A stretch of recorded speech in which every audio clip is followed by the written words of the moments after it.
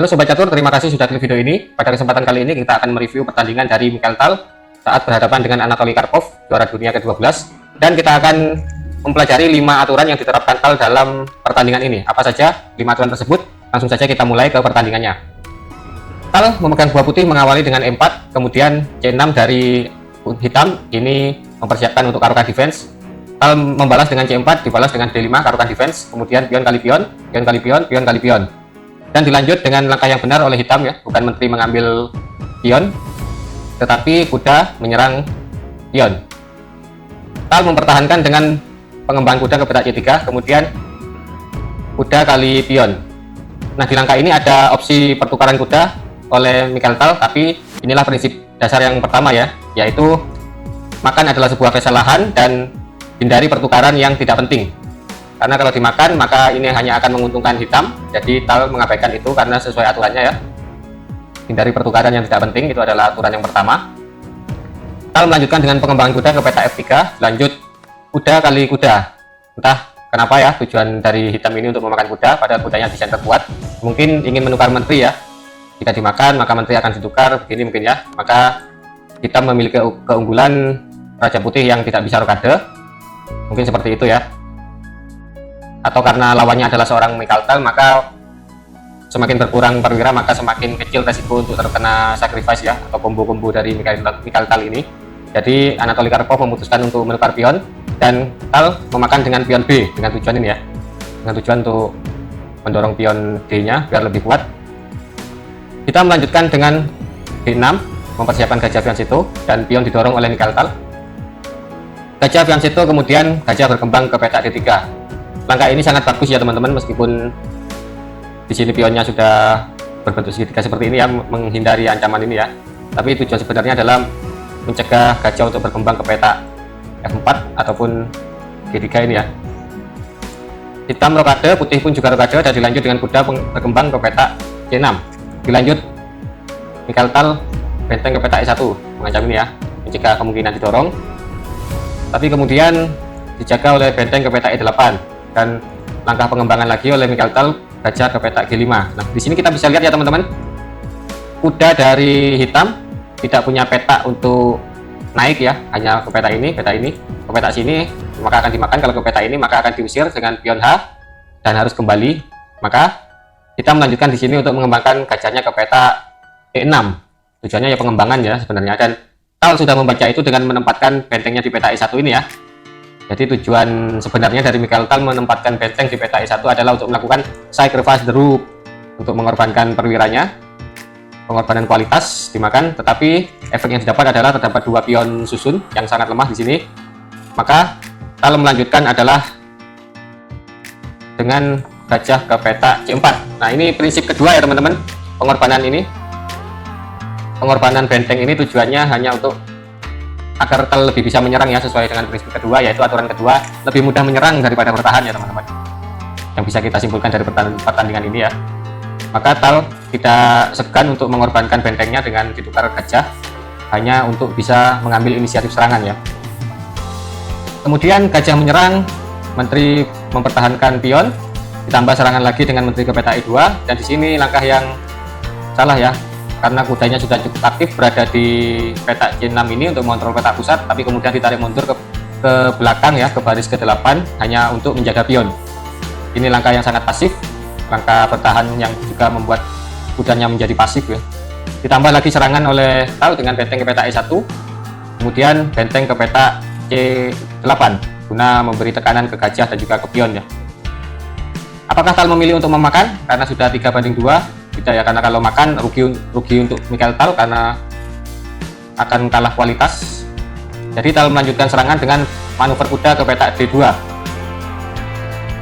Raja digeser untuk menghindari pinning dari gajah, kemudian kuda naik ke petak E4 mengancam menteri ya.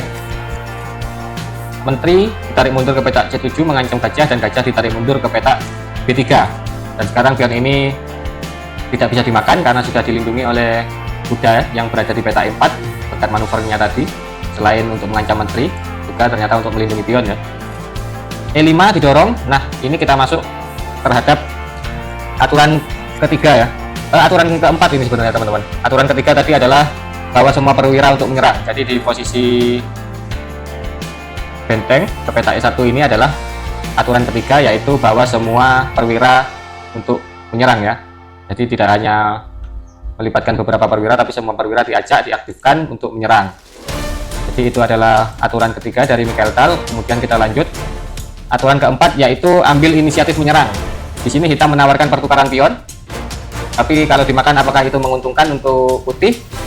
Tidak ya, karena kalau dimakan itu hanya akan membuat perwira putih menjadi aktif. Maka Tal memutuskan untuk mengambil langkah dorongan pion ke H4 guna untuk membongkar sayap raja. Mau ngambil inisiatif serangan ya, tidak ingin didikte oleh lawan tapi ingin mendikte lawan. Lanjut pion kali pion, apakah pion C harus makan pion D ini? Tetap ya, tidak ada keuntungan sebenarnya untuk putih jika makan pion. Dan Tal tidak menyukai itu dan memilih mendorong pion ke H5, grid move lagi. Lanjut pion kali pion. Nah, di sini ada langkah yang menarik ya teman-teman. Langkah tersebut adalah kuda ke peta F6. Ini kuda yang imun ya, tidak bisa dimakan oleh pion karena benteng akan jatuh dan terjadi skakmat. Tapi Tal melewatkan langkah ini dan memilih langkah yang lebih logis, yang lebih manusiawi, yaitu menteri kali pion, memberikan ancaman terhadap benteng. Kemudian benteng digeser ke peta F8 dan berlanjut gajah ke peta C2. Apa tujuan dari gajah C2 ini? Ini ya. Meskipun masih terhalang kuda, tapi langkah selanjutnya kalau langkah ini diabaikan maka kuda akan bisa dikorbankan. Karpov menyadari itu dan punya langkah bertahan yang cukup bagus, yaitu menteri ke peta E5. Selain memberikan pinning terhadap raja, juga ini ya ancamannya, jika kuda berpindah maka ada skakmat. Benteng akan dimakan dengan tempo skak maksud saya. Tapi Tal tidak takut dengan itu dan membiarkan Karpov makan benteng dengan langkah kuda ke peta G3. Brilliant move ya, mengorbankan bentengnya. Diterima oleh Karpov, kemudian raja naik ke peta H2 dengan ancaman ini. Maka gimana cara dari hitam untuk bertahan? Dan hitam ternyata melakukan kesalahan blunder dengan pion ke peta H6. Pion yang sebenarnya pelindung raja ya. Akhirnya Tal memakan pion tersebut, grid move, dan raja digeser ke peta G8. Tidak bisa dimakan tadi ya. Di posisi ini tidak bisa makan ini ya, karena kalau makan ada ancaman raja bergeser, ancamannya checkmate ya. Boom. Setelah gajah kali pion maka raja digeser. Kemudian Tal melanjutkan dengan makan gajah. Gajah ini juga kebal ya, tidak bisa dimakan. Kalau dimakan sama seperti tadi ya langkahnya ya, ada checkmate. Maka setelah langkah ini hitam melanjutkan dengan ya mungkin langkah putus asa atau gimana, benteng kali pion. Maka di sini Tal melanjutkan dengan prinsip kelima ya. Prinsip kelima yaitu jangan hanya menyerang raja tapi juga pojokkan raja lawan agar bisa terjadi checkmate. Bagaimana cara memojokkan lawan di posisi ini? Kita bisa lihat menteri ini ya, menjaga diagonal. Kalau kita misal cek di sini, maka raja akan kabur. Kita cek lagi, maka raja bisa kabur ya ke sini ya. Nah, kita bisa lihat ancamannya ini ya. Jadi setelah langkah ini Tal memilih langkah boom, menteri ke peta H7. Jadi raja harus berpindah ke peta F7, skak lagi di peta G6. Nah, jadi raja tidak bisa ke peta sini, tidak bisa ke sini, tidak bisa ke sini, jadi hanya bisa ke G8. Kemudian skak lagi, peta ini dikontrol dan raja di pojok dan skakmat. Boom. Meskipun sebenarnya pada langkah ini ya sudah menyerah Anatoly Karpov, tapi kalau dilanjut pun boom, checkmate.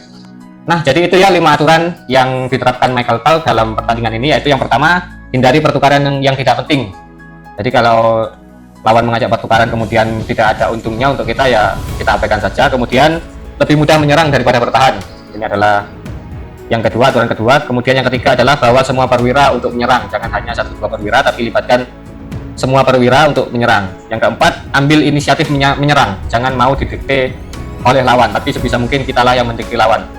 Kemudian yang kelima adalah pojokkan raja lawan.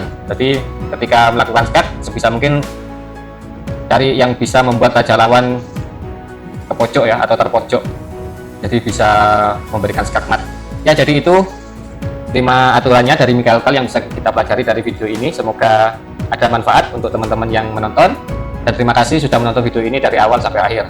Sampai jumpa di video-video selanjutnya. Terima kasih.